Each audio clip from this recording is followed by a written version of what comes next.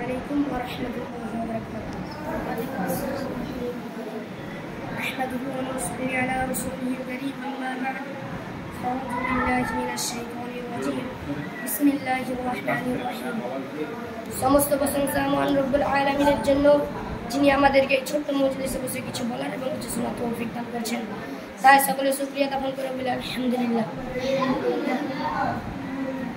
আমাদের প্রিয় নবী হযরত মুহাম্মদ সাল্লাল্লাহু আলাইহি ওয়াসাল্লামের উপর শত শত দরুদ ও সালাম বর্ষিত সকলে বলি আল্লাহুম্মা সাল্লি আলাইহি আল্লাহুম্মা বারিক আলাইহি। আমার পাশে বসে থেকে সম্মানিত শিক্ষক মহাশয় ও আমার সামনে বসে থাকা ছোট ভাই সকল, আজকে আমি আপনাদের সামনে এক ঐতিহাসিক দিন নিয়ে আলোচনা করব। সেটি হচ্ছে 15ই আগস্ট স্বাধীনতা দিবস। এই দিন আমাদেরকে মনে করে দেয় দীর্ঘ দাসত্বের শৃঙ্খল ভেঙে কিন্তু কিভাবে আমরা এই স্বাধীনতা দিবসের আলো পেয়েছিলাম। ভারত কিভাবে ইংরেজদের হাতে গেল, তো ভাই সকল 1700 সালের শেষের দিকে ইংরেজরা ইউরোপের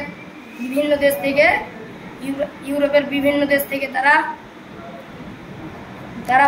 ভারত পথে আসা শুরু করলো এবং তারা ভারত মহাসাগরের দিকে আসা শুরু করলো। ইস্ট ইন্ডিয়া কোম্পানির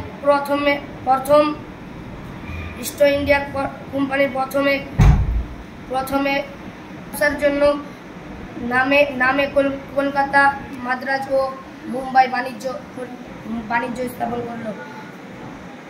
তারা ইংরেজরা ধীরে ধীরে ইংরেজরা আড়ালে তারা ব্যবস্থার আড়ালে ধীরে ধীরে রাজনীতি শুরু করলো। তারা 1957 সালের পলাশির যুদ্ধে নবাব সিরাজউদ্দৌলার সাথে বিশ্বাসঘাতকতা করলো এবং 1957 সাল তারা ইংরেজদের শাসন কেমন ছিল, তারা এই ভারতবর্ষে প্রায় 200 বছর এই ভারতবর্ষে শাসন করেছে। 1757 সাল থেকে 1947 সাল পর্যন্ত তারা 1757 সাল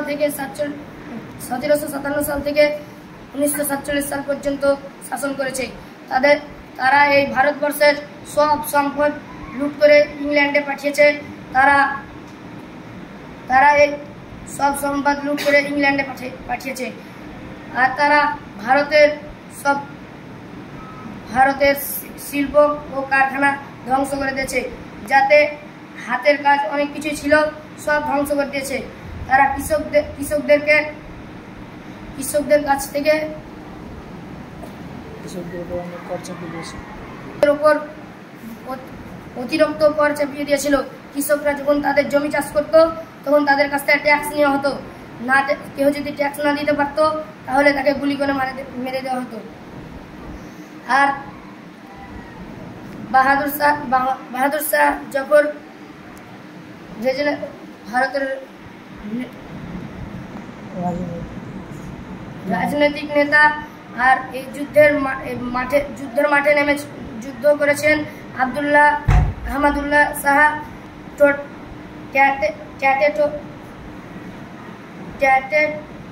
টোপে রানী লক্ষ্মীবাই প্রমুখ মুসলমানদের বিশেষ অবদান।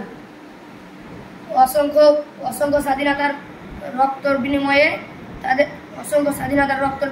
1947 সালে তারা এই 15ই আগস্ট স্বাধীনতা লাভ করতে পারে। এগুলি আমার সব